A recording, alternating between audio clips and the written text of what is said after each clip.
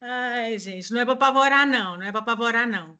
É só para dizer, o legal é você dizer que existe uma descrição que já tem tanto estudo empírico e os dados estão combinando tão bem, com experimentos tão bem feitos, que a gente já consegue até descrever matematicamente como o comportamento muda em função, nesse caso aqui, do atraso, né? Da imediaticidade do encorajador ou desencorajador. Gente, eu tenho tanto material para vocês hoje. Por quê? O que que acontece? Bom, primeiro sejam bem-vindos. O que acontece? Vocês me pediram, né, no nosso último date, vocês me pediram para eu mostrar para vocês, falar um pouco sobre princípios básicos do comportamento. Então, eu tentei juntar alguma coisa aqui que desse para cobrir em 1 hora sem apavorar o sistema. Porque, como vocês podem imaginar, tem muita coisa. Muita coisa. E por que que eu ofereci para o comportamento e tal análise funcional e não princípios básicos do comportamento? Porque eu acho que a análise funcional ela já te dá uma ferramenta para você começar a pensar em coisas que mudam o comportamento de uma forma relativamente simples e que não precisa falar diretamente desses princípios que estão por trás disso. Como são milhares de estudos de muitas pessoas, de muitos pesquisadores ao redor do mundo, existem livros que foram feitos sobre princípios básicos do comportamento, e a beleza desse tipo de descrição de princípio é que ela é relativamente ateórica. Então, não é questão de você gostar ou não, né? Você pode não gostar, por exemplo, da lei da gravidade, mas isso não vai impedir as coisas de caírem, certo? Então, é mais ou menos por aí. Então, o que eu vou trazer para vocês hoje, que eu proponho trazer para vocês hoje, é pensar, primeiro, uma primeira parte, olhar para a intervenção funcional em larga escala, alguns exemplos do que já foi feito, e, né, lembrando que intervenção funcional é uma intervenção baseada em análise funcional, e depois mostrar alguns desses princípios que estão por trás dessas intervenções, tá? Então, de novo, isso é matéria. Olha, existem cursos de pós-graduação, tá? Matérias, né? Um semestre de disciplina, por exemplo, em curso de pós-graduação sobre princípios diferentes, né? Então, a minha intenção não seria impossível falar com um pouco de profundidade sobre cada um deles. Então, eu vou apresentar de leve. E aí, se vocês tiverem interesse em aprender mais, aí a gente vê como é que faz. A gente vê se existe, sei lá, interesse em mais um comportamento e tal, de repente um módulo no futuro, ou enfim. Tem outras possibilidades também, né? Tá bom? E aí eu vou pedir para vocês, como sempre, me interromperem para a gente poder conversar, tá? E aí, Deixa eu só lembrando que no final. aproveitar, deixa eu aproveitar Diga. então para interromper, gente. Hoje a gente vai Uhum. no finalzinho colocar aqui uma avaliação, né? Um formulário de avaliação. Além de vocês terem preenchido conhecido já formulário ali de presença, né? Também a gente vai colocar um formulário de avaliação. E aí, se vocês gostaram, podem pedir mais, entendeu? Tipo assim, que aí a gente consegue, né? Agendar aqui alguma coisa, né? Para ali, não agora imediatamente, né? Mas para o futuro, tá bom? Então. Perfeito. Você precisa de um tempo, Carlinha, para isso, no final, que reserve um tempo para isso? Mas assim, eu acho que quando a gente vier na hora do debate ali final, eu vou postando e a gente dá 2 minutinhos para as pessoas preencherem. É muito rápido o formulário. Tá. Tá. Mas eu entro naquela fase Anônimo, ali dos 15 minutos finais. garantir a anonimidade às vezes é importante para a pessoa poder dar um feedback construtivo. Porque elogiar é fácil, né, gente? Quê? Elogiar É... sua aula é fácil também, professora. Fique tranquila. Ai, Milena, obrigada. Obrigada. Não, mas é porque, como é a primeira vez que eu falo para esse tipo de público, eu estou acostumado com um aluno, né? Aluno de graduação e de pós-graduação. Seria interessante ter feedback de vocês também em coisas que funcionam e pode repetir, ou sugestões também para fazer de formas diferentes, tá? Então, vamos lá. Intervenções funcionais e alguns princípios básicos do comportamento. Vou dar um par de exemplos aí de intervenções funcionais no mundo, né? Lembrando que a nossa visão funcionalista usa a metáfora da correteza comportamental, como se a água, né, fosse o nosso comportamento que vai mudando de acordo com o leito do rio. E uma coisa que vale a pena a gente lembrar, e que é simples, gente, tem que focar na simplicidade disso, Na nossa dimensão, pelo menos temporal, você tem presente, passado e futuro, e o presente nunca está antes do passado, e o futuro nunca está nunca está antes do passado, né? Sempre pensa numa reta, numa seta, né? As coisas andam nessa direção. Então, se você tem um comportamento aqui no meio, você tem influência de coisas que acontecem antes dele, ou como a Carla sugeriu, eu gostei, os pré-comportamento, eventos pré-comportamento, e as coisas que acontecem depois do comportamento, em função dele, que seriam eventos pós-comportamento, né? Então, se a gente pensar sempre, né, o leito do rio está levando sempre numa direção só, o rio não volta, tá? Isso ajuda também a gente a fazer análise funcional. Bom, nesse exemplo aqui, a gente tem diminuição do abuso de álcool e drogas em jovens na Islândia. Esse foi um plano nacional que eles usaram, e eu estou mostrando os resultados de 98 a 2018, ou seja, 20 anos, né? 20 anos de uso. Então, o que eles fizeram? Primeiro, eles fizeram na análise funcional, eles foram entender o comportamento seria, no caso, o comportamento indesejado seria o abuso de álcool, tá? Então, eles definiram operacionalmente, de alguma forma, eles definiram o que era abuso de álcool, que é um comportamento, né, gente? Abusar é uma coisa que um organismo vivo faz, então é comportamento.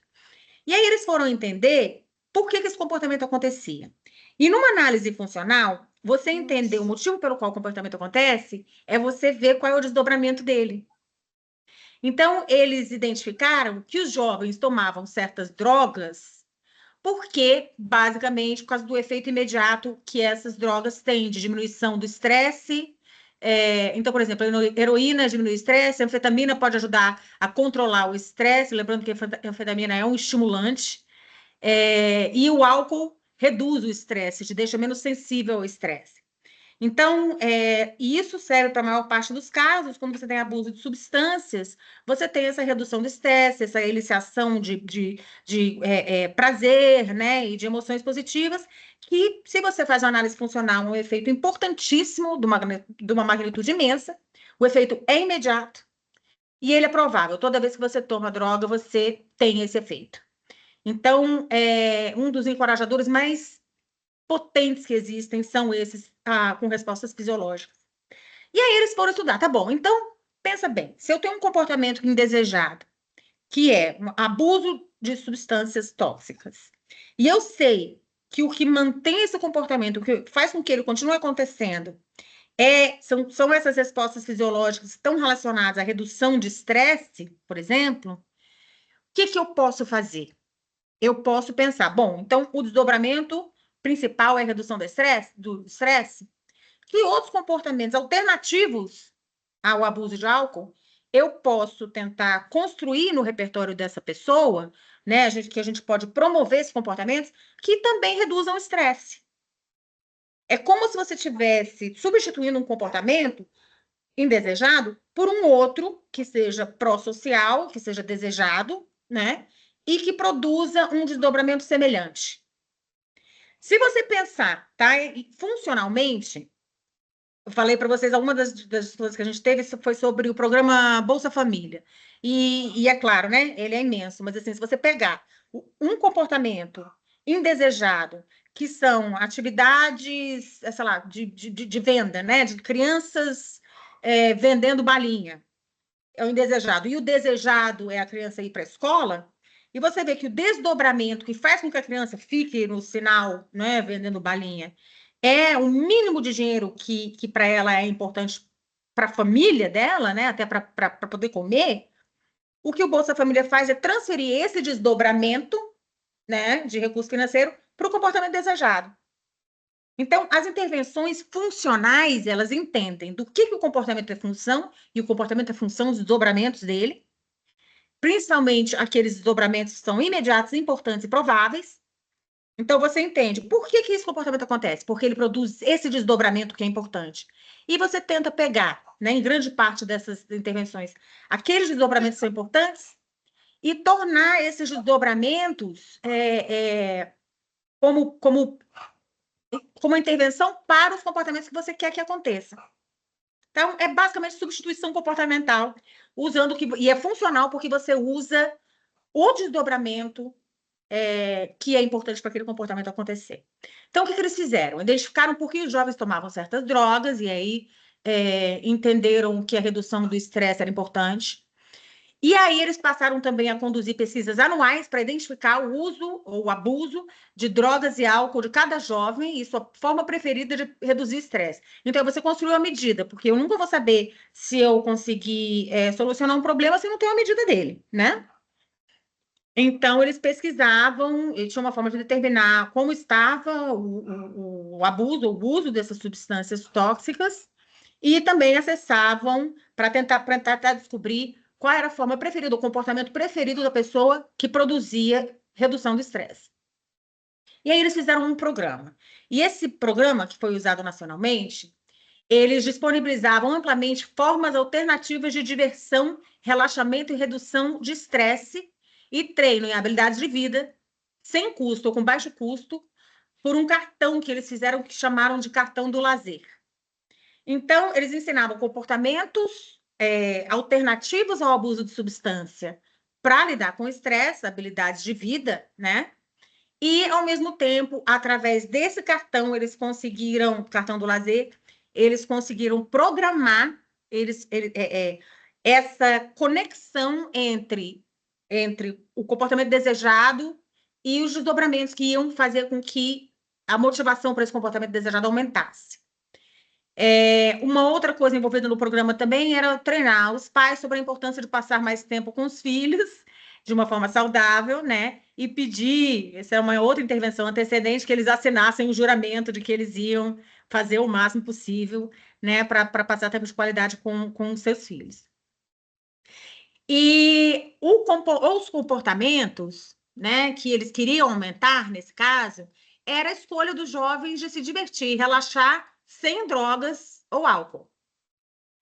Então, comportamentos que produzissem diversão e relaxamento e que não envolvessem o uso ou abuso de substâncias tóxicas. E também os jovens passarem mais tempo com as suas famílias à noite, porque eles perceberam, através dessa pesquisa, que era justamente à noite, né, na ausência aí da família, que esses jovens consumiam drogas, né? Bom, quais foram os desdobramentos que foram arranjados nesse plano? E que resultaram, então, num resultado tão significativo, né, gente? Abuso de álcool de 42% para 5% é muito, né? E de 23% da população para 3% fumando, também é um efeito grande e um efeito sustentável. Lembrou a conversa que a gente estava tendo, Carlinha? Antes daqui. Então, resultados grandes e resultados sustentáveis. E então, como é que eles faziam isso? Quais eram os desdobramentos? Os jovens, eles escolhiam se divertir, relaxar naturalmente, né? Em atividades em casa e com a família. Então, redução imediata do estresse. As atividades escolhidas são prazerosas, elas eram prazerosas através desse cartão do lazer, que dava acesso ao lazer para esses jovens, né? E aí você escolhe, e aí o jovem escolhe o desdobramento melhor que ele quer, né? Eu imagino desde, sei lá, um parque de diversões, outras formas, sei lá, um açaí grátis, não sei. Existem diferentes formas, eles não devem ter consumido açaí na Islândia, mas assim, dava acesso a atividades prazerosas e atividades relaxantes, aquele cartão do lazer, e ele só tinha o cartão do lazer se ele emitisse o comportamento desejado, que era se divertir sem usar droga, né? Então, passar tempo com os pais era encorajado por outros jovens, virou parte da cultura e para a sociedade.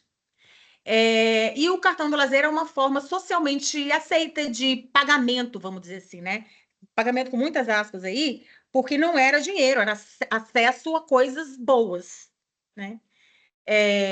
E esse plano aí, esses dados são de 98 a 2018.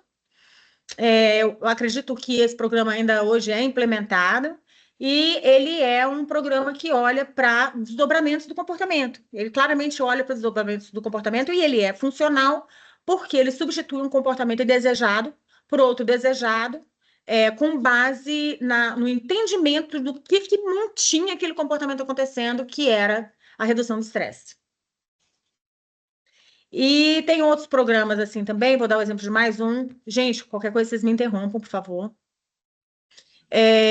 Tem um programa chamado Food Dudes, para crianças de 4 a 11 anos, que foi um plano que foi ainda está em vigor, está na Irlanda. Então, é o programa que eles usam, é o programa que eles têm da política pública de alimentação saudável, que foi desenvolvido por um analista do comportamento, e ele também é usado em outros países. Sei que não como parte, né, não como a política pública necessariamente, mas é usado em outros países da Europa também para promover a alimentação saudável. Então, o programa que eles fizeram foi o que eles queriam? Que as crianças experimentassem novas frutas e legumes repetidamente, ou seja, não comer uma vez só. Então, a ideia é comer 5 frutas e legumes por dia, que, claro, esse também é baseado em evidência, né? Essa recomendação. E outro comportamento era o automonitoramento. Automonitoramento, gente, é uma estratégia, é uma intervenção comportamental de ciências do comportamento que ela é bastante popular. Por quê? Monitorar o próprio comportamento significa que você está observando o que você faz. E hoje em dia tem um monte de aplicativo de automonitoramento. Eu tenho, acho que uns 2 ou 3 no meu telefone. Um deles é para beber água, porque o nutricionista disse que eu tenho que beber 3,5 litros de água por dia. Aí eu vou lá. Cada meio litro que eu tomo, eu aperto o botãozinho, aí enche uma aguinha e faz... Aí tem aquele estimulozinho, né? Divertido e tal. Agora, ele sozinho não necessariamente mantém comportamento, tá? Mas é uma estratégia bastante utilizada de automonitoramento. E o automonitoramento é importante também porque se eu não sei o que eu estou fazendo, eu não consigo mudar, certo? E esses aplicativos que têm automonitoramento também possibilitam a intervenção social sobre eles. Então, eu posso entender, por exemplo, essa criança está comendo as frutas e os legumes, ela está comendo 5 vezes por semana? Desculpa, 5 por dia, né? Ela está experimentando novas frutas e legumes, porque aí eu posso arranjar desdobramentos para poder encorajar esse comportamento. Então, como é que eles fizeram? Eles fizeram um programa, esse programa Food Dudes, que tinha o DVD, e os Food Dudes são heróis. Se vocês colocarem no Google, vocês encontram. São heróizinhos de frutas e, assim, é animação, né? E eles eram um modelo para que as crianças experimentassem frutas e legumes, né? E aí tinha o DVD, e aí tinha livrinho e tal, tinha cartinhas que os professores liam. Então, a intervenção, nesse caso, feita em escolas, tá? E aí eles treinavam pais e professores sobre como eles poderiam apoiar o programa, lendo as cartinhas e encorajando, né, o comportamento descrito nas cartinhas, etc. E também tinham kits educativos. Olha só, eles não só não contentes em tentar influenciar a alimentação saudável, também os Food Dudes apoiavam estudo em ciência, matemática e etc., né, conteúdo da escola. E aí tinha uns kits também que eles levavam frutas e legumes para casa. Então, quais eram os desdobramentos que eles usaram para que as crianças emitissem esses comportamentos desejados? Eles tinham pequenas recompensas, coisinha, tá, gente? Coisinha. Canetinha, malabar, coisinha que as crianças ganhavam quando elas conseguiam comer 5 frutas e legumes por dia. Ou experimentar novas frutas, etc. E aí ganhava um certificado também, que os professores davam, um certificado de que ele era um food dude, né? Um amigo da comida, né? Sei lá como eu traduzo isso. E uma outra coisa que afeta muito o comportamento, tipicamente, é feedback. Então, gráficos de consumo de frutas e legumes na parede das salas de aula. Tornar uma intervenção social é uma coisa que ajuda no efeito dela, porque fica uma coisa compartilhada por todos, né? Muitas escolas, inclusive, já usam isso. Eu tenho a escola do meu filho usa, eles colocam cartaz, né, do tanto que eles conseguiram. Então, é uma coisa bem gincana, sabe? Ai, quanto que essa sala consumiu? Ai, vamos aumentar, né? Qual é o nosso objetivo? Então, você tem um resultado do comportamento que você está vendo lá, que está bem visível, e que você pode gerar cooperação entre as crianças, e deve gerar cooperação entre as crianças, para que aquele comportamento ocorra, que é o comportamento desejado. Então, resultados de 98 a 2018, 20 anos, em diferentes países, tá? Não só na Irlanda, é que o consumo de frutas e legumes chega ao alvo estabelecido em 16 dias, ou seja, uma intervenção rápida, e é mantido 4 meses depois. E, na maioria dos casos, o consumo de frutas e legumes dobra em relação à linha de base, em relação ao que era antes. Vocês veem, gente, são intervenções simples, né? E só o fato de você olhar para a diferença de intervenções antecedentes e sobre desdobramentos já ajuda muito, porque intervenções antecedentes, elas tendem a ter um efeito muito pequeno e transitório sobre o comportamento. Se eles tivessem só mostrado DVD e conscientizado as crianças de como era importante para a saúde delas e etc., comer frutas e legumes, sem usar desdobramentos, né, tornar a coisa social, pequenas recompensas, o certificado, com certeza esses resultados não teriam sido alcançados, né? Quantas campanhas de conscientização a gente vê por aí com resultados muito pequenos e transitórios, né? Não que não sejam relevantes, mas a gente entender que o comportamento ele é função primordialmente dos desdobramentos dele é essencial para a gente pensar em intervenções efetivas, eficazes e de uma magnitude maior e que sejam também sustentáveis, tá? Deixa eu ver aqui. Então, como a gente pode usar encorajador no serviço público? Então, vamos lá. Comportamento é tudo que o organismo faz, né? Então, que comportamento que você quer? Quais comportamentos você quer encorajar o que aconteça? Já é uma questão que tem que ser muito cuidadosamente discutida. Inclusive, não só em termos dos resultados que esses comportamentos vão produzir, mas também em termos éticos. Porque você pode, por exemplo, querer aumentar desempenho, tá? Então, por exemplo, você pode querer aumentar desempenho, mas isso pode ser às custas da saúde mental, psicológica e emocional da pessoa, porque você pode usar estratégias, que eu vou explicar para vocês algumas delas, que podem fazer com que a pessoa trabalhe a exaustão. A exaustão. E isso não é necessariamente uma coisa que você quer que aconteça, certo? Porque não é sustentável e não é saudável. Mas, para encorajar, uma das ferramentas mais efetivas que a gente tem chama feedback, que é a informação sobre o desempenho passado, sobre exatamente o que você fez. A informação sobre sobre a adequação, por exemplo, do seu comportamento. Então, como servidor público, tem várias coisas que a gente faz. Por exemplo, tá? Eu, como servidora pública do executivo, eu dou aula.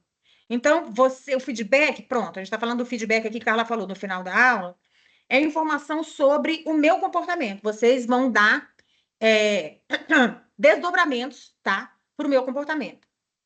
Então, o que a gente sabe sobre a importância do feedback? Por exemplo, você pode pensar em feedback negativo, minimamente, negativo, positivo e construtivo. O negativo tá ruim, para de fazer isso. O positivo tá legal, continua. E o construtivo dá para melhorar de tal forma. A gente evita o feedback negativo. Por que a gente evita o negativo? Porque ele não propõe uma alternativa para você melhorar. Né? Então, isso pode, além de gerar emoções negativas, pode não ser muito pragmático, porque você não sabe como que você tem que mudar. Então, positivo e construtivo, tá? E, de uma forma geral, quando o comportamento é novo, por exemplo, quando eu comecei a dar aula, lá 30 anos atrás que comecei a dar aula, é importante que você dê mais feedback positivo do que construtivo. Então, uma boa medida, né, a experiência mostra aí, de muitos anos de pesquisas, é mais ou menos 5 para 1. 5 positivo para 1 construtivo. Não quer dizer que você tem que mentir, não, de jeito nenhum.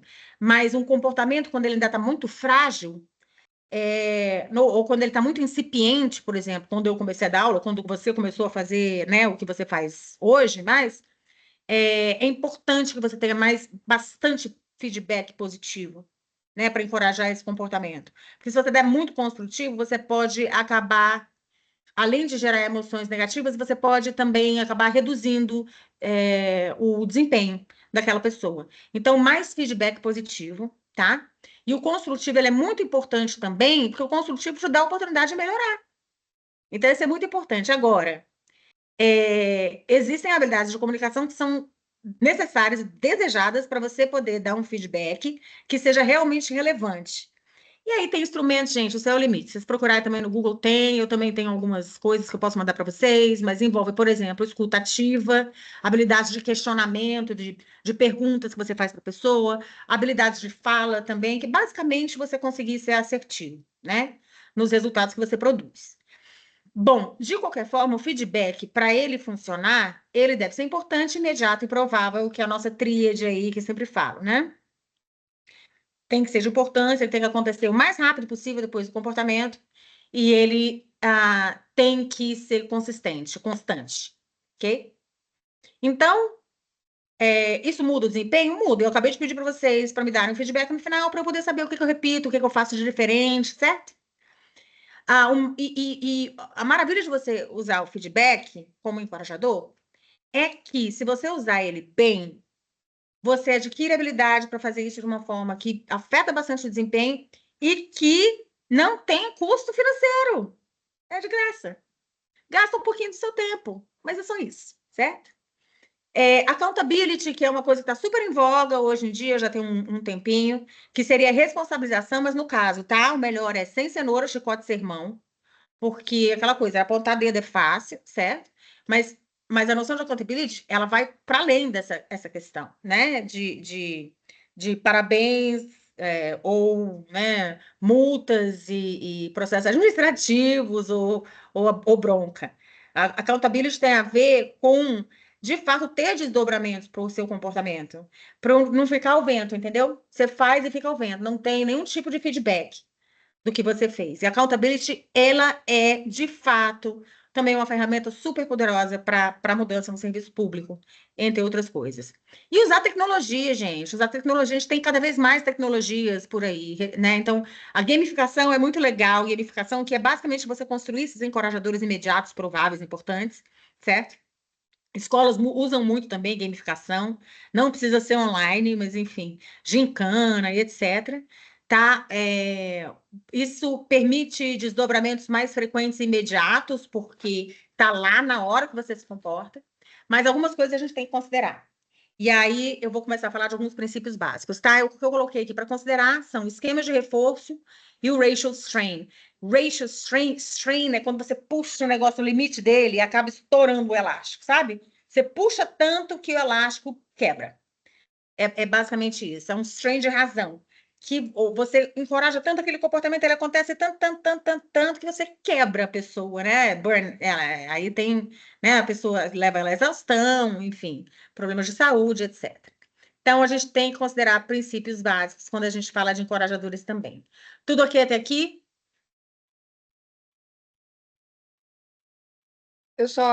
Eu acho, assim, né, fazendo um comentário, talvez não seja a opinião de todos, mas eu acho que, assim, no serviço público, se tem uma certa, não sei se talvez resistência ou, sei lá, falta de credibilidade nessa coisa do feedback, né? Eu acho que, assim, Aham. poucos chefes, líderes sabem realmente dar feedback.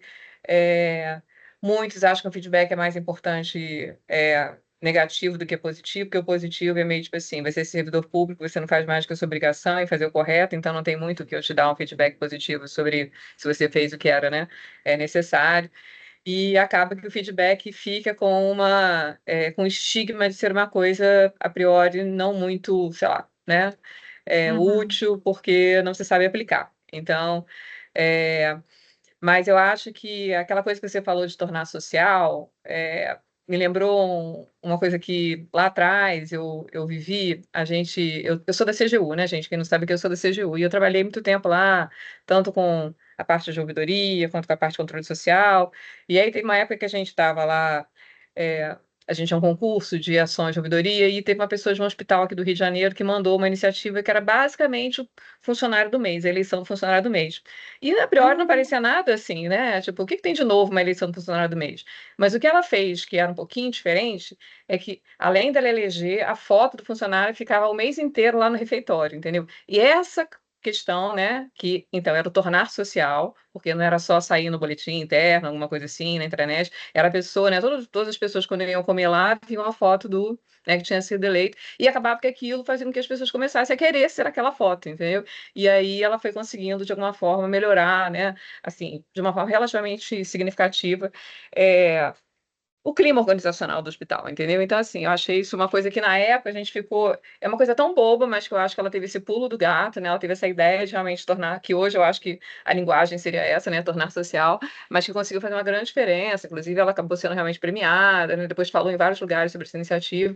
É, então, eu não sei, eu acho que a minha colocação aqui é primeiro que eu acho que a gente, de alguma forma, tem realmente lá, meio que intuitivamente, às vezes, essa realmente vontade de, né, promover ações encorajadoras, mesmo não fazendo todo esse raciocínio, né? Quer dizer, eu acho que existe um pouco disso já meio que intrínseco.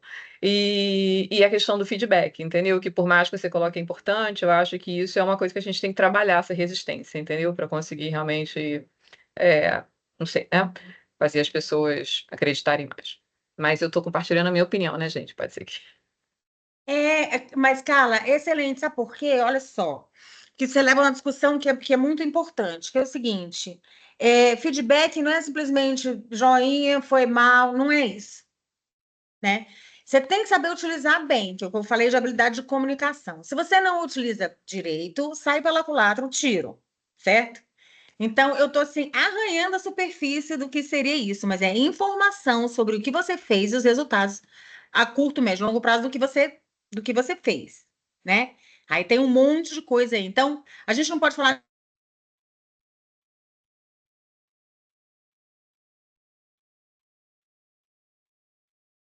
Ela caiu? Caiu, né, Carla? É, Do ela nada. volta já já.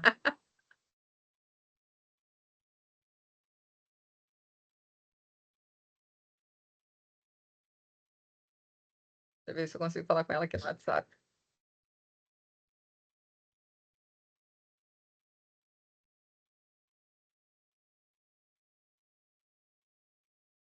Tem mais alguém de Brasília aqui no grupo?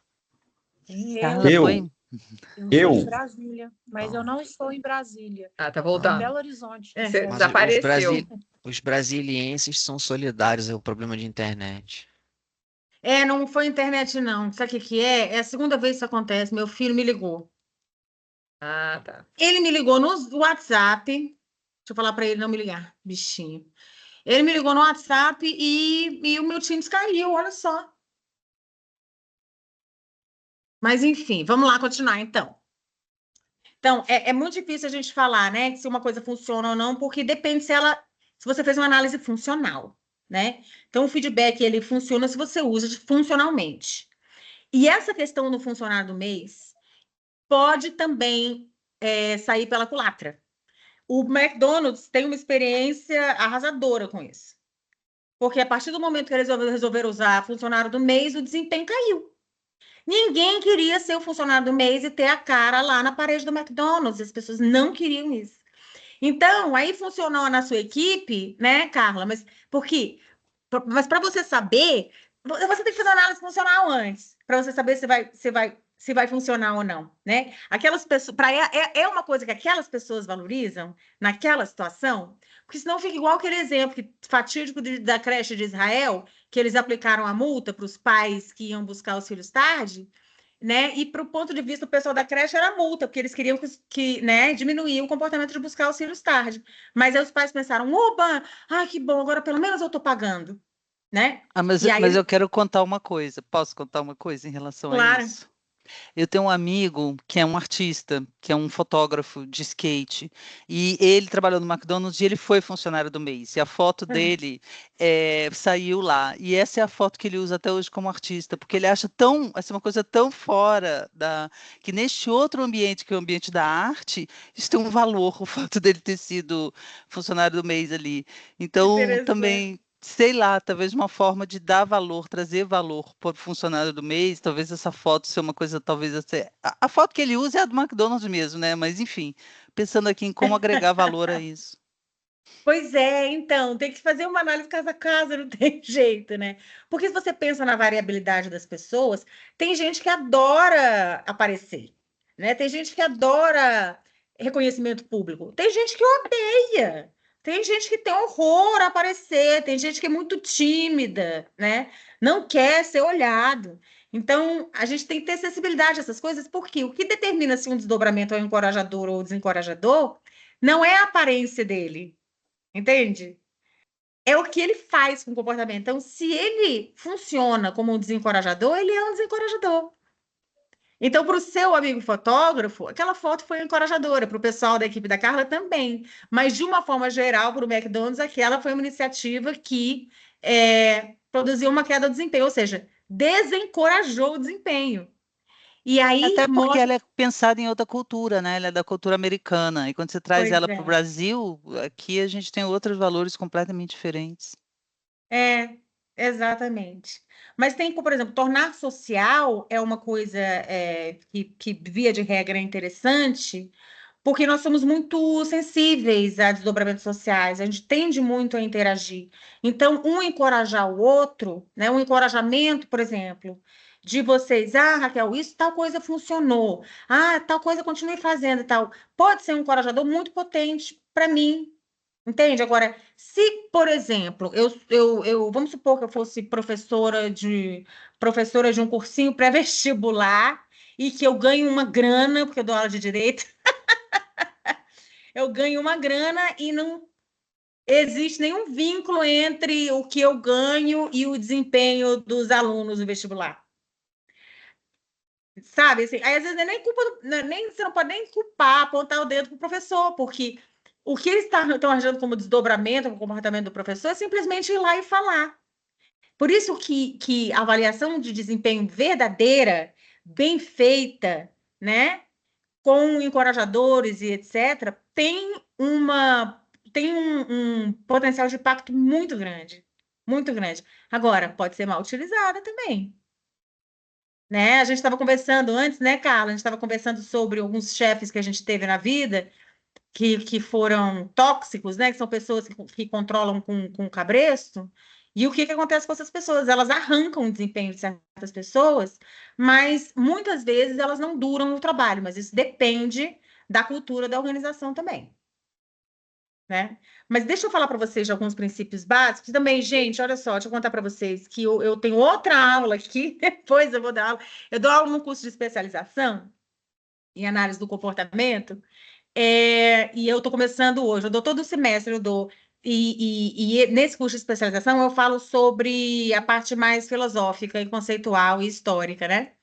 E aí eu vou começar a fazer isso, e amanhã vai ter uma aula que eles disseram que vão colocar no YouTube, eles querem colocar no YouTube, que é mais para fazer propaganda também, sabe? E aí, se vocês quiserem, depois eu também passo o link para vocês, né? Se tiverem interesse nessa parte mais conceitual, histórica mesmo. Mas, enfim, deixa eu conseguir falar pelo menos um pouquinho sobre princípios básicos do comportamento. Alguns princípios básicos do comportamento. Vamos lá.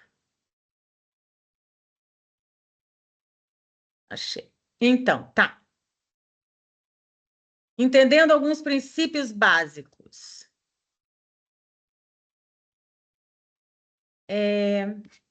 Primeira coisa, nem todos os comportamentos são iguais, certo? Tem a mesma função.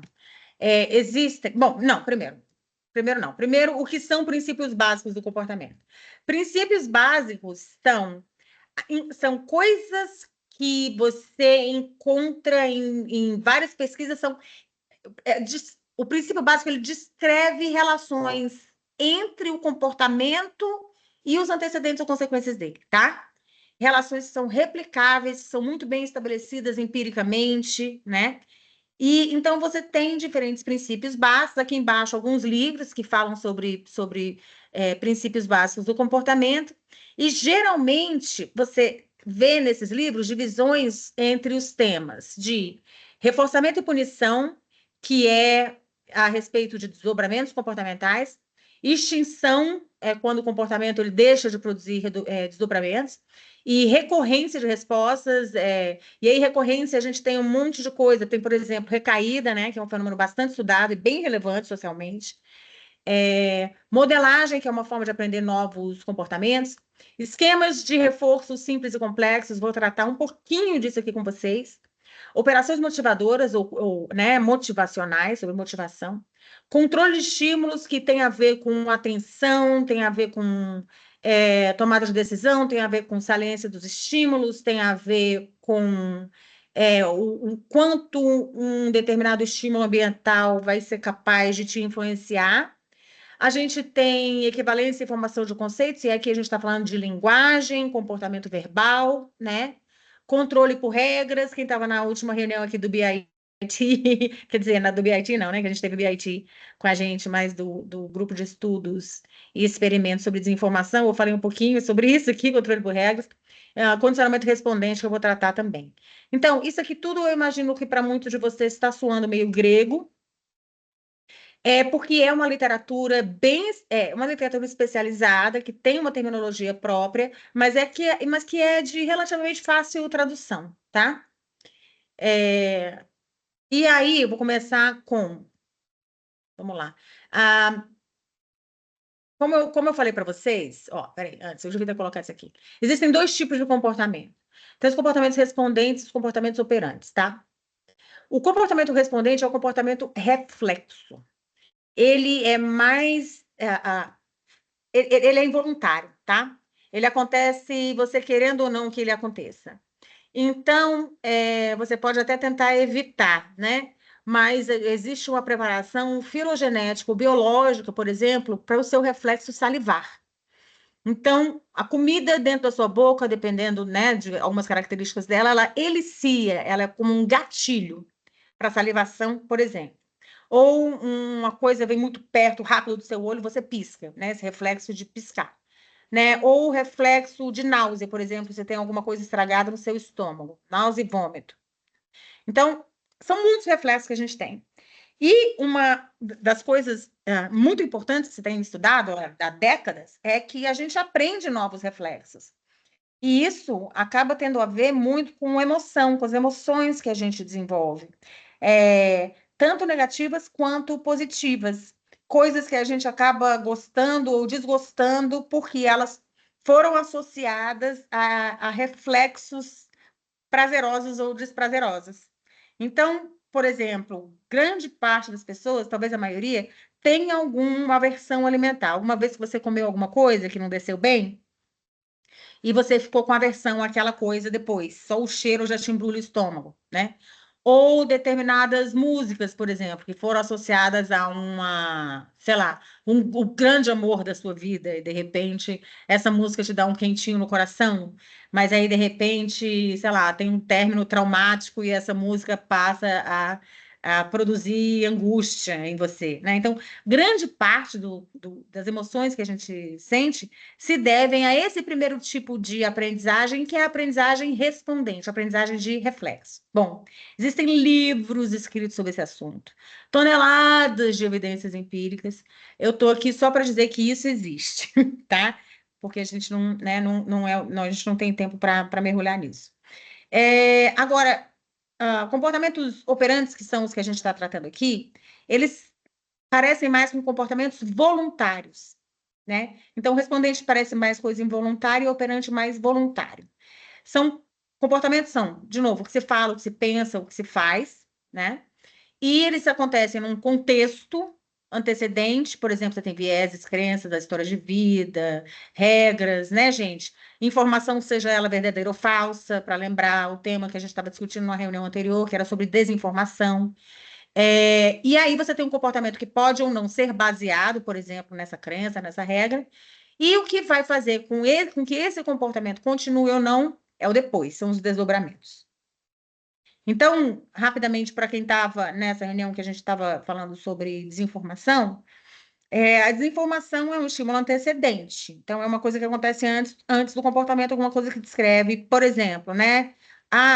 Não dê vacina tríplice viral para o seu filho, porque estudos indicam que causa autismo. Isso é uma regra falsa. Já está muito bem demonstrado hoje em dia que uma coisa não tem nada a ver com o outro, que autismo não tem nada a ver com vacina, tá? Se o comportamento é você vacinar ou deixar de vacinar seu filho, você pode ter uma tendência a não dar uma vacina, né? Porque vacinas são perigosas, e vamos dizer assim, você não dá vacina contra a gripe para o seu filho. E aí o que acontece? Um desdobramento desse seu comportamento é que seu filho pega gripe. E aí isso pode ser uma consequência que faz com que você passe a vacinar seu filho.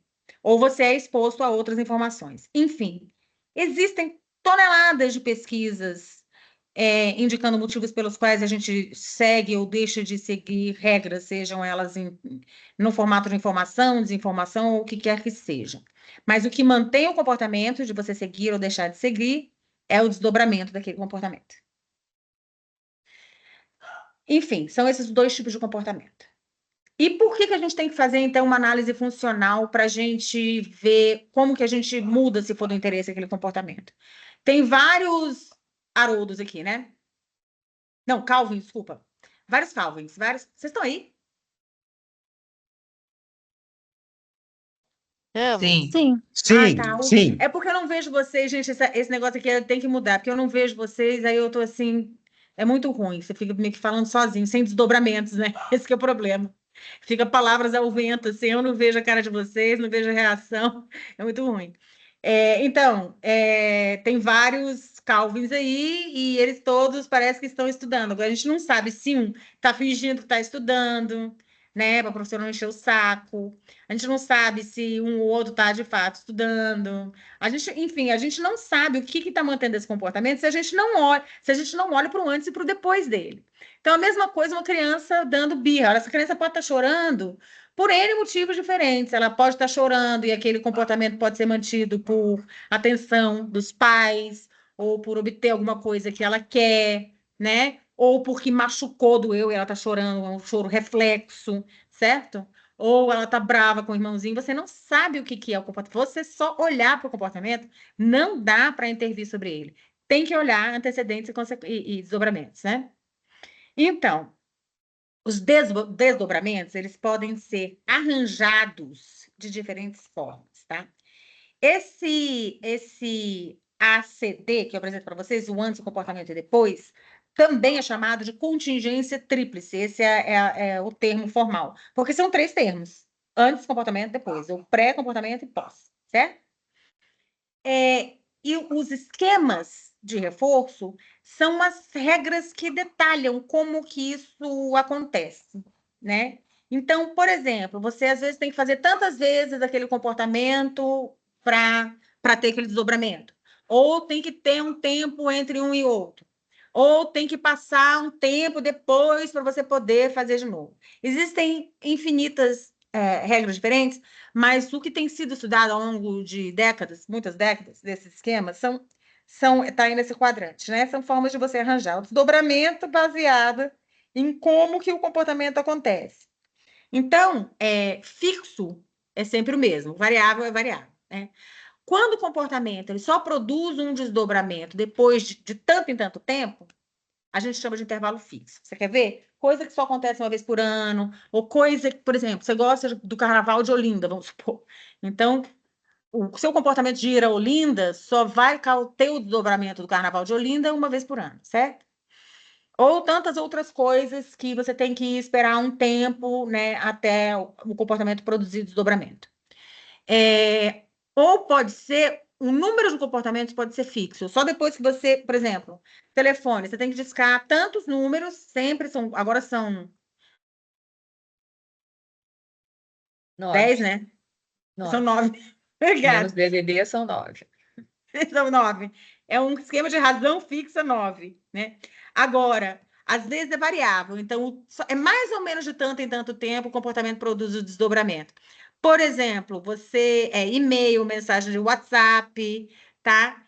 Coisas que você faz tantas vezes, aí, por exemplo, rios, né? Você tá lá olhando rios, aí eventualmente vem um que você morre de rir e acha ótimo, né? Então, são intervalos variáveis.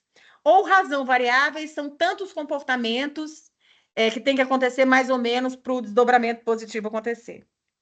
E por que eu estou trazendo isso para vocês? Porque o efeito sobre o comportamento é enorme. O efeito sobre o comportamento é enorme e dá para prever o efeito. Então, por exemplo, eu morava em São Paulo uma época e eu pegava táxi em São Paulo. E eu gostava muito de conversar com um taxista. Eu sou uma pessoa expansiva, adoro conversar, adoro ouvir os outros, adoro ouvir história, etc.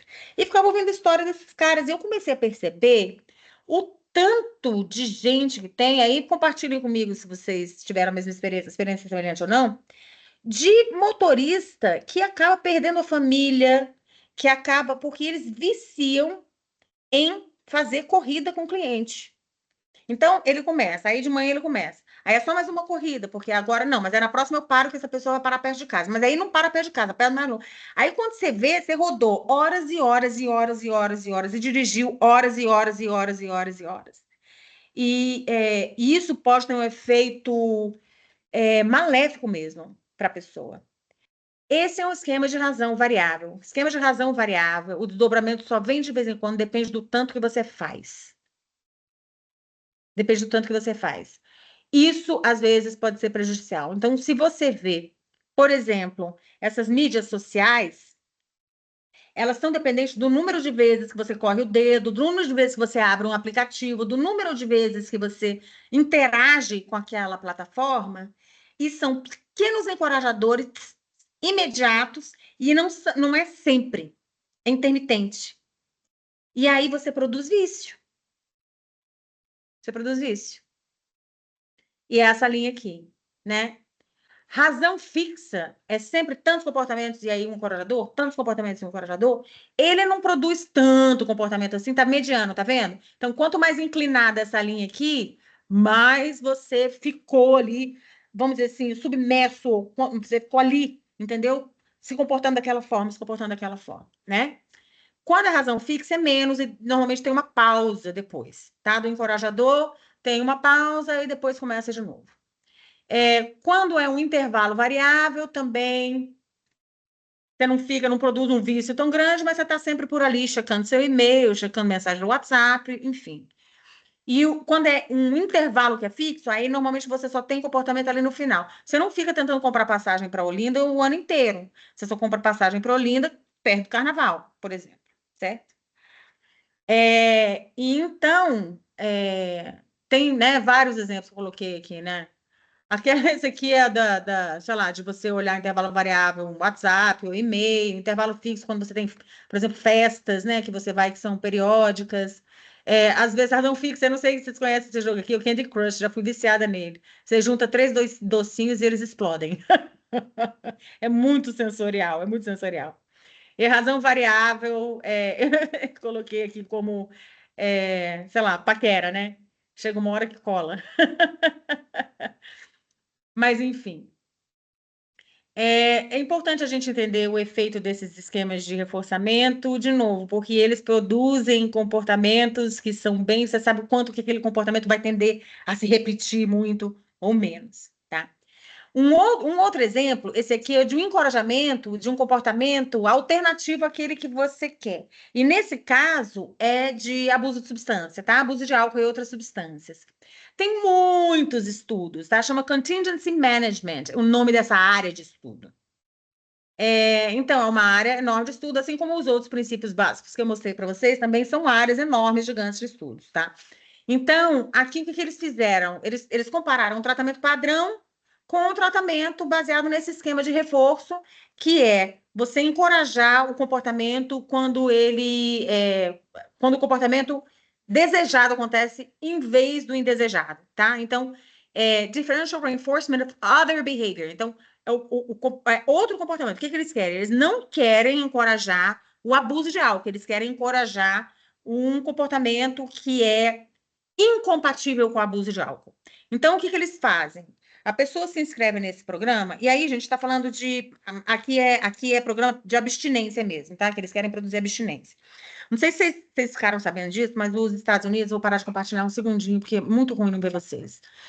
Os Estados Unidos, eles estão com um problema seríssimo de abuso, especialmente de opioides, graças à fantástica indústria farmacêutica deles e a conexão entre a indústria farmacêutica e o FDA, né?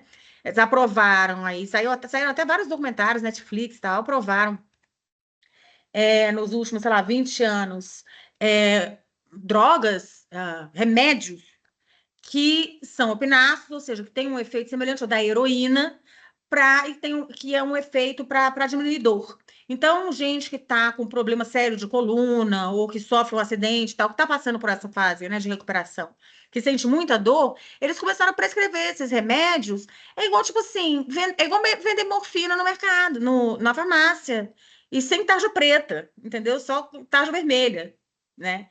Então, eles se ferraram, estão com problema de saúde pública gigantesco, gigantesco. Porque as pessoas se viciam, gente. E a gente tem que entender que abuso de substância é doença, não é uma escolha, entendeu? A pessoa está morrendo de dor e a única coisa que faz com que essa dor passe é tomar aquela pílulazinha. E esse é um encorajador tão potente, tão potente, tão potente, que as pessoas destroem a própria vida e destroem a vida dos outros, né? Enfim. Então, eles estavam tentando fazer um programa para abstinência, porque não tem como você acaba. Não dá para tomar uma heroína só uma vez por semana e tá tudo bem, entendeu? Eles tinham que realmente produzir abstinência. Então, qual foi a situação que eles fizeram funcional? Estabeleceram um programa que é o seguinte: você vai, então, por exemplo, Baltimore é uma área lá dos Estados Unidos, da Pensilvânia, que é uma área muito, muito afetada, né? Uma área muito afetada. E lá tem um hospital que é super famoso, que é o Johns Hopkins. E no Hospital Johns Hopkins, eles fundaram esse programa que é assim: a pessoa quer, se a pessoa quer mudar de vida, né? Se ela quer abstinência dessas drogas, ela se inscreve no programa, ela vai lá uma vez por semana, ela faz xixi num potinho. Se esse potinho estiver livre dessas substâncias tóxicas, ela ganha voucher. Voucher é tipo um token, tipo uma ficha. E essa ficha pode ser trocada por várias coisas diferentes que são importantes para essa pessoa, menos droga. Então, eles têm experimentos diferentes, com voucher, por exemplo, que você troca por comida em supermercado, que você troca por conseguir passar a noite num hotelzinho, que você troca até por você conseguir manter um emprego. Porque o que acontece muitas vezes com essas pessoas, né? Vamos pensar em custos e benefícios, desdobramentos encorajadores e desencorajadores para esse comportamento do consumir, de abusar dessas substâncias. Quando a pessoa começa a consumir essas substâncias, o encorajador pesa muito, porque são efeitos fisiológicos imediatos, importantíssimos e 100% prováveis, tá? E quais são alguns desencorajadores que isso, ao longo do tempo, começa a produzir? A pessoa perde relações afetivas importantes, familiares, eventualmente perde o emprego, a saúde vai se deteriorando, certo? Só que a primeira vez que a pessoa experimenta aquelas substâncias, os benefícios pesam muito mais do que os custos. Porque a pessoa ainda não perdeu família, amigo, amor, trabalho, saúde, não perdeu. Ela vai perdendo mais com o tempo. Então, a balança... E aí, o que acontece também é que a pessoa entra tem um mecanismo fisiológico que é a tolerância, que é você precisa cada vez mais daquela droga para ela fazer o mesmo efeito. E aí vai se degradando, sabe? Essa balança na análise funcional entre custos e benefícios da droga, ela vai fazendo assim, ó. Os benefícios, eles começam a pesar menos que os custos começam a pesar cada vez mais. As intervenções, tipicamente, elas são tão inefetivas que só 3% das pessoas que se recuperaram com o tratamento.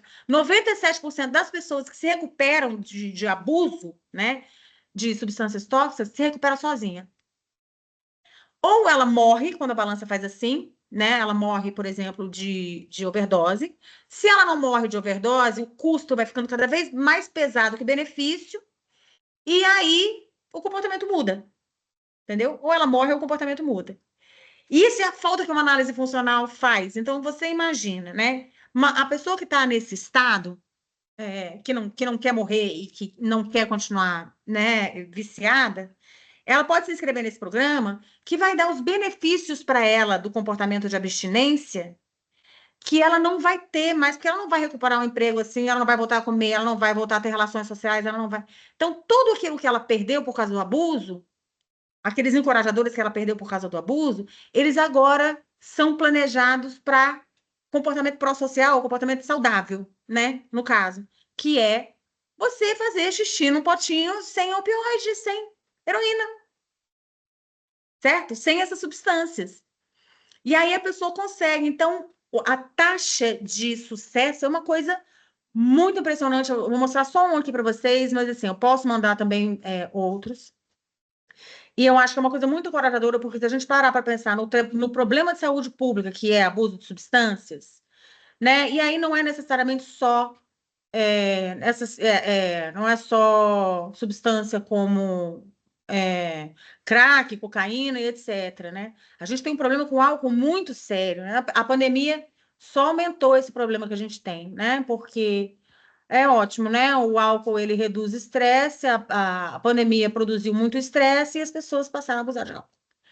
Então, como é que a gente faz? Se a gente fizer uma análise funcional, a gente vai tender muito mais a olhar para, por exemplo, intervenções de redução de estresse com comportamentos alternativos ao abuso.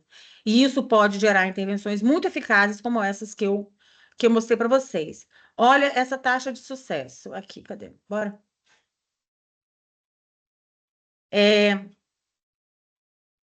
Você tem aqui, ó, comparando um tratamento padrão, né, standard treatment, que envolvia leituras espirituais e grupos de apoio de uma forma geral, e ao contingency management, que eles usavam 3 magnitudes de voucher de encorajadores num esquema de razão variável 3. Então, a cada mais ou menos 3 amostras limpas, eles ganhavam vale um monte de coisa que eles precisavam além do apoio social, né? Então, isso aqui é uma adesão ao tratamento ao longo de semanas. 100%, de 100% das pessoas, você vê, ao longo de 8 semanas, teve um decréscimo, sim, nesse grupo aqui que teve esse tipo de tratamento, né, de manejo aí de contingências, enquanto que o standard, praticamente todo mundo largou, só tinha mais ou menos uns 20%. Na semana 8, o pessoal já tinha desistido. Então, isso aqui é muito relevante, né, gente? Se a gente pensar que está talvez isso aqui seja 90%, comparado com 20%, é uma diferença muito grande. Isso demonstra assim, uma intervenção muito mais eficaz e simples. Não é, como o americano diz, não é ciência de foguete, não é bicho de 7 cabeças. É simplesmente você pensar nos desdobramentos do comportamento que podem fazer com que aquela pessoa se recupere, gente, sabe? Porque a pessoa perdeu tudo, a pessoa perdeu tudo. E aí você vai de pouquinho. Então, primeiro, quais são aquelas habilidades que você precisa construir naquela pessoa? E de que forma você pode encorajar, de que forma você pode apoiar nessas habilidades, né? Aí tem esquemas de reforço que são complexos, tá? Então, eu vou mostrar para vocês rapidamente. Esquemas múltiplos, basicamente, quando você tem situações diferentes, onde comportamentos diferentes são encorajados. Então, exemplo bobo, pai diz não, mãe diz sim. Se o pai diz não, a criança vai se comportar de uma forma diferente com o pai do que com a mãe, que sempre diz sim. Já viram isso em algum lugar? Todo mundo já viu. Todo mundo já viu. No caso dos meus filhos, por exemplo, o pai é o que diz não, de fato. Então, eles passam a semana com o pai, uma semana comigo, e adivinha se eles querem voltar para casa do pai quando eles estão comigo. Aparece tudo quanto é tipo de problema comportamental e drama, porque o pai diz muito não. Bom, por outro lado, ele deve dizer que eu digo muito sim, né? Mas, enfim, ambientes diferentes, comportamentos diferentes. E o que a gente pode saber, por exemplo, com relação a esses ambientes diferentes, comportamentos diferentes, no que tange ao tanto que demora para um comportamento mudar, né? Quando os desdobramentos e os antecedentes mudam, tá? A gente sabe o seguinte, que a gente chama de resistência à mudança. Quanto mais frequentemente, com maior importância e magnitude, menor atraso, o comportamento foi reforçado, mais ele vai ser persistente diante de mudanças. Então, se você pensar, por exemplo, no abuso de substâncias, tá? Se você está lá uma pessoa que começou a abusar, ela não tem ainda muitos desencorajadores para fazer isso. A vida dela ainda está funcionando direitinho, ela consegue trabalhar, tem a família dela, os amigos, etc. Né? E só que o efeito daquela droga é muito imediato, é muito frequente, é muito importante.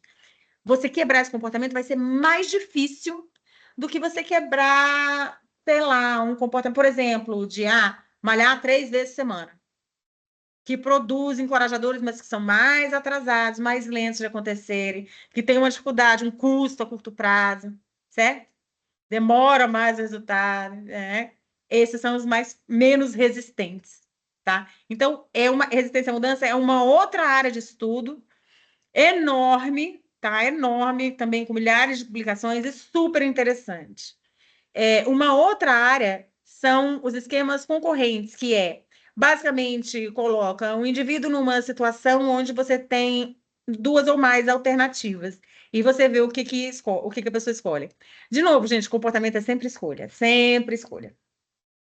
Você pode escolher a pílula vermelha ou a pílula azul, você pode escolher brócolis ou hambúrguer, você pode escolher um outro candidato, você pode escolher dormir ou continuar suas tarefas, você pode ter 7 namorados e tem que só escolher um, né?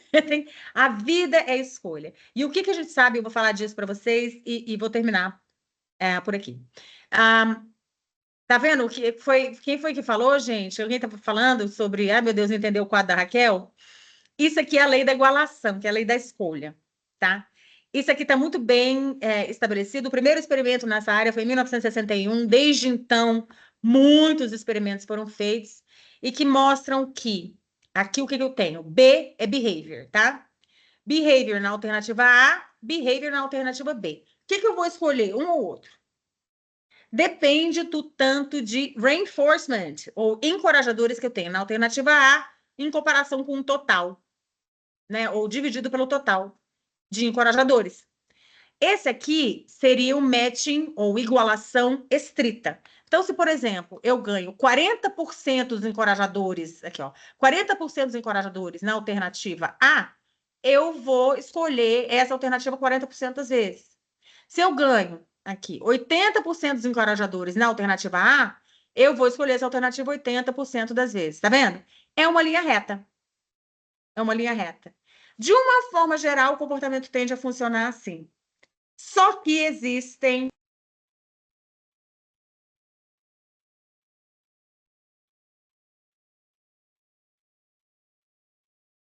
Você se mutou. Tá Você se mutada. mutou. Obrigada. Essa é a lei da igualação agora.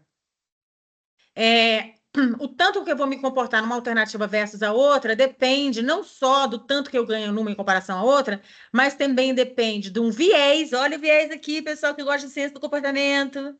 O viés que você pode ter por uma alternativa ou outra e a sensibilidade comportamental. Deixa eu ver aqui, eu vou acabar falando de sensibilidade, tá? Tem outras coisas, mas não vai dar tempo. Eu ia falar de autocontrole, de escondo atrás, mas não vai dar tempo. Então, sensibilidade comportamental, eu estava falando, né, com a Carla, explicando para ela desse jeito. É tipo assim, a diferença entre histeria e o recalque.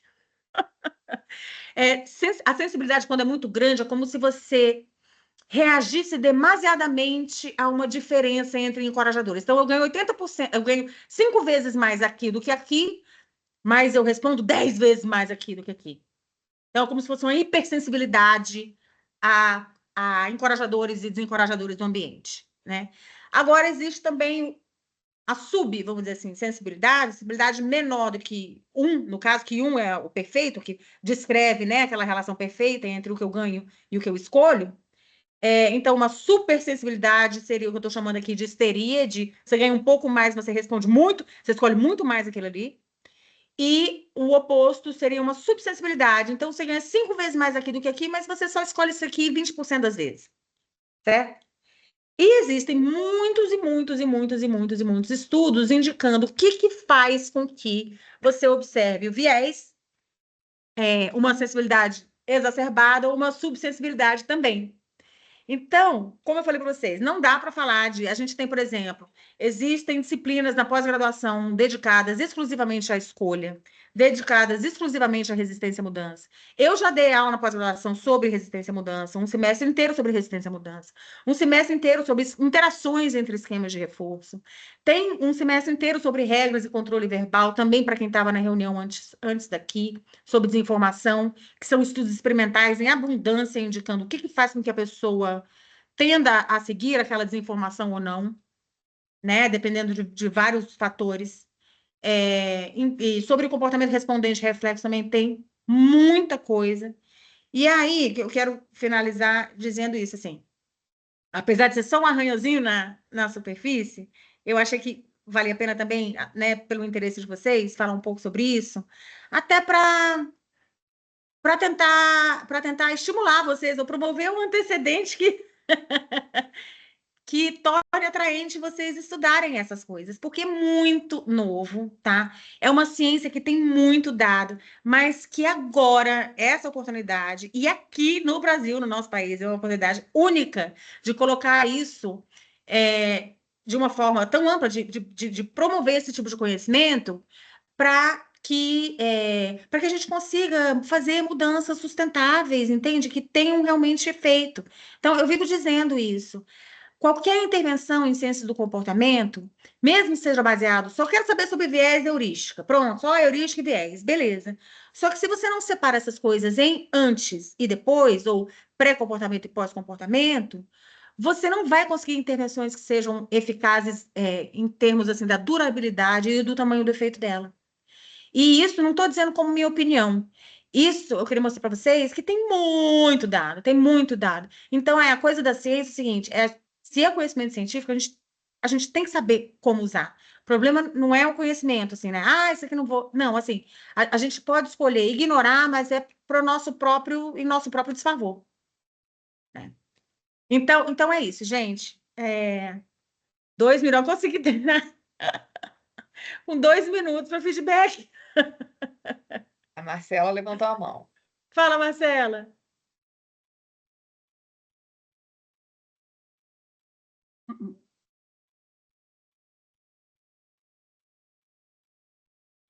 Vocês estão me ouvindo? Agora sim. Beleza. Primeiro, achei que a Raquel... Tô com ódio de você, Raquel. De que eu fiz? Porque você arrasou nesse fechamento e deixou a gente extremamente curiosa com esses gráficos. O Leandro até compartilhou comigo. Eu fiquei parada no gráfico quando eu levantei a mão, mas acabou a nossa aula e você deixou eu com curiosidade e eu ficaria horas tentando conectar reforço com comportamento A e B. Então, queria, né, para essa parte de feedback, você arrasou. Eu amei. Eu não fiz o primeiro módulo, mas fiz esse segundo. Estou apaixonada. Estou apaixonada por esse tema. Eu vou compartilhar com você que a minha formação toda eu fui psicanalítica. Eu já sou formada há mais de 10 anos, mas nos últimos 6 anos eu estou na parte comportamental. E eu não conhecia com tanta profundidade essa questão de análise funcional. Então, isso mostra o quanto a psicologia também ela é enviesada, ela não mostra tudo isso, todas as potencialidades. Eu estou muito feliz de conhecer isso com você. Então, obrigada, mas eu vou ficar órfã, eu preciso de mais conteúdo sobre esse tema. Não fique não, se vocês quiserem, a Carla dá um jeito aqui, a gente dá um jeito. Existem formatos diferentes, enfim, eu tenho muito, muito, muito interesse na divulgação desse conhecimento. E não é uma coisa que eu faço, nem para você ver meu encorajador, é tão isso que eu estou fazendo de graça, entendeu? Eu tô... completamente não ganho nada com isso. O que eu ganho mesmo, eu acho que é assim, para mim, pra você ver, de novo, para falar o quanto o desdobramento é importante, não é necessariamente prêmio, sabe? Ou fichinha, cartão, não é necessariamente isso. Então, por exemplo, o meu comportamento de falar aqui, qual é o desdobramento que mantém? É isso, eu ouvi daqui a pouco uma pessoa falar assim, eu fiquei sabendo da análise do comportamento, eu fiquei sabendo da análise funcional, ou cada vez que alguém na 5 fala assim, gente, mas tem que pensar no desdobramento, porque para ver se isso vai funcionar. Isso me deu uma alegria enorme, sabe? Então, de novo, a gente tem que pensar dessa forma. Assim, eu sinto mesmo como um dever social mesmo de espalhar esse conhecimento. Leandro? Carla, vamos botar a foto da Raquel no site da SimConnect, colaborador do mês. O que você acha? Olha que eu sou parecida, hein? Adorei. Então, gera um desdobramento positivo. Parabéns. Com certeza, para mim Leandro seria. pegou o ponto. E ela vai usar como foto de perfil dela depois disso. Renata, carreira nessa vida, artística. foto de perfil. A gente consegue uma roupa do McDonald's para fazer essa foto. Nossa, perfeito. Já pensou? E onde que é esse curso de especialização que você vai dar aí? Então, chama IBAC, que é o Instituto Brasileiro de Análise do Comportamento. Eles fazem especialização em análise comportamental clínica, na verdade, o foco deles é mais na clínica. Mas eu gosto muito de participar lá, porque é uma também forma de divulgar a análise do comportamento, mas é uma forma de divulgar a parte teórico-conceitual, que eu trabalho mais com isso, né? A parte teórico-conceitual, da beleza que é a análise do comportamento, que eu acho a coisa mais linda do mundo.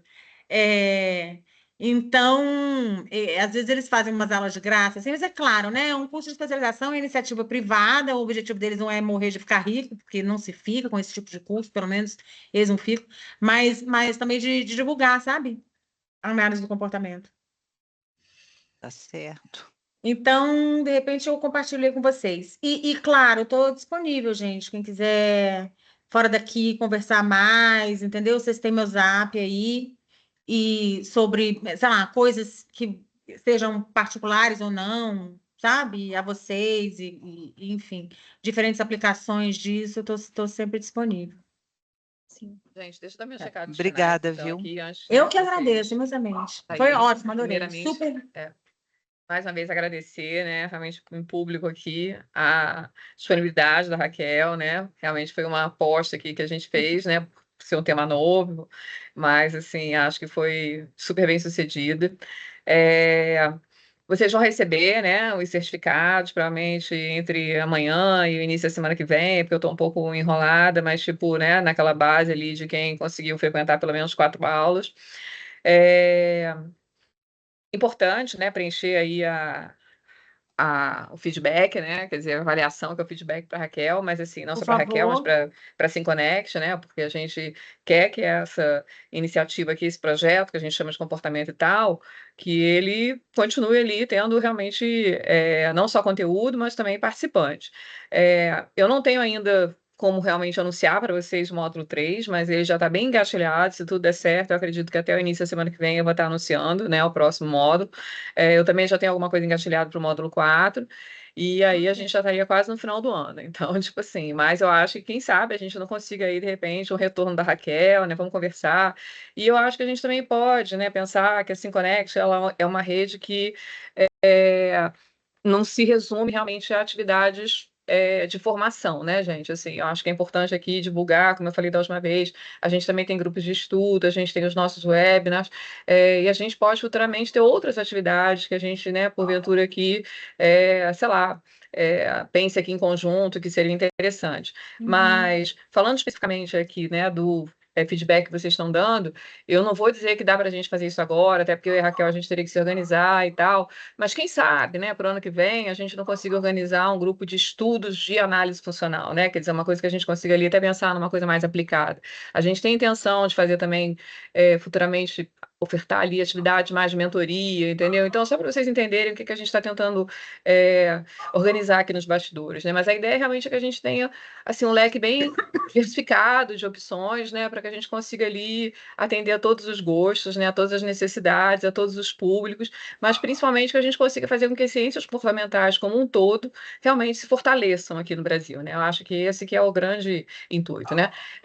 Por isso que a gente tem, assim, realmente uma rede bem democrática, a gente não tem nenhuma restrição que seja só pessoas, que sejam só pessoas do serviço público, né? Tem várias pessoas aqui que estão presentes aqui nesse módulo que não são, né, do governo, são da iniciativa privada, e a gente acha que, na verdade, isso é super importante, né? Que um pode ali, na verdade, fortalecer o outro, agregar realmente experiências, agregar enfim, né, conteúdo. Então, basicamente era isso. Eu queria também agradecer a participação de todos vocês, né, porque sem vocês não tem comportamento e tal, né, quer dizer, não adianta a gente ter um conteúdo super legal, mas vocês não vierem, não comparecerem. E, assim, né, de alguma forma façam propaganda, né, porque, como eu falei, em breve a gente vai estar anunciando aí o módulo 3, e aí, assim, né, quem sabe a gente também tem novos colegas aqui. E, para fechar, eu acho que a Marcela, que, né, já teve a iniciativa da primeira vez, vamos bater uma foto, né, Marcela, para ser a nossa foto Vamos final, bater a né? nossa foto de fechamento.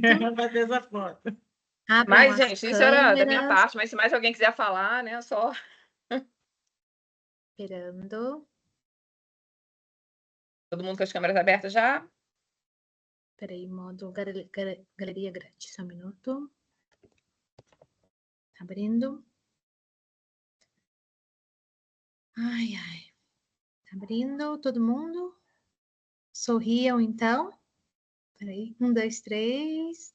Já.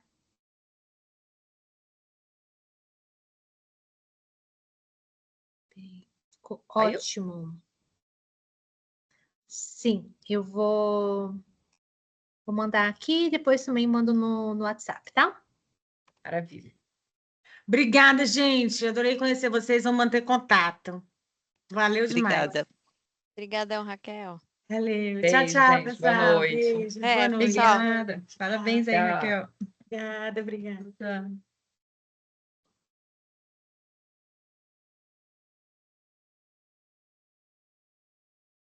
Tchau.